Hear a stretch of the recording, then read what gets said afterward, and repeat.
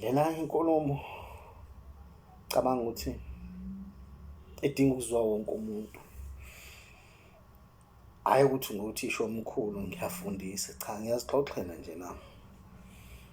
Ngizwa ukuthi angithi kubalulekile ukuthi uma welapha ungalaphi umuntu ofikile kuwena kuphela wazocela usizo lokwelashwa. Ungalaphi umuntu oze wambamba ngezandla noma kwakhona into oyibamba ngezandla wayenza wamnika yona. Kodwa ulaphe ngisho umuntu ezibukela ividiyo yakho noma elalele lapho ekhona. Angezwe kuwukuthi nje kuphela into oyikhulumayo ingawe, ingokuthi wena uphetheni unani usuhamba ngayiphi imoto. Kodwa kube ukuthi inkulumo oyikhulumayo imkhiphe ebumnyameni umuntu, imkhanyisele, imenze into ekade engayazi yenzeka egazini lakhe, ayazi ukuthi leyo into iyini namhlanje. Imenze into ade eyidawutha noma engena-clue nayo, ayazi ukuthi yini.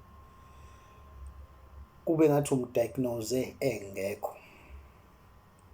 Umelaphe umuntu ngenkulumo, ungakhulumi naye, kodwa kube uyena oyithola inkulumo ekhuluma naye ngoba lento oyishoyo yelapha yena noma lento oyishoyo ikhanyisela yena.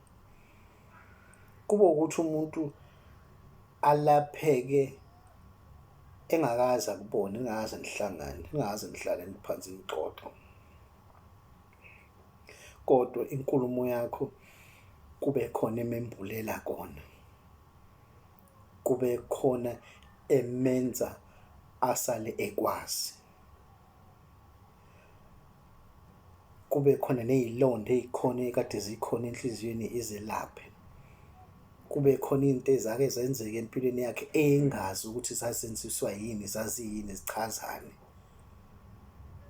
Kodwa ambuleleke mekuzwa ukhuluma. Angisho ukuthi lento engiyishoyo ngisho ngoba kukhona iphuzu elithile, cha, kodwa ngizwe ukuthi angisho ngoba ngiyazi ukuthi baningi asebehlanganile nezimo ey'njalo ukuthi balapheke noma balashwe into abangazi bayithinte ngezandla noma umuntu abangazi bamthinte ngezandla. Engibona ukuthi kuyinto enhle-ke lo ukulapha mangingaze kudinge ngize ngikubambe ngezandla, mangingaze kudinga ukuthi size sifonelane sikhulume, kodwa nje namazwi omlomo wami mawabe namandla mefika ey'ndlebeni zakho. Kube khona into ayishiya eyakhile noma kube khona into afika kuwena ayilungise ashiye eyilungisile futhi. Sibonga.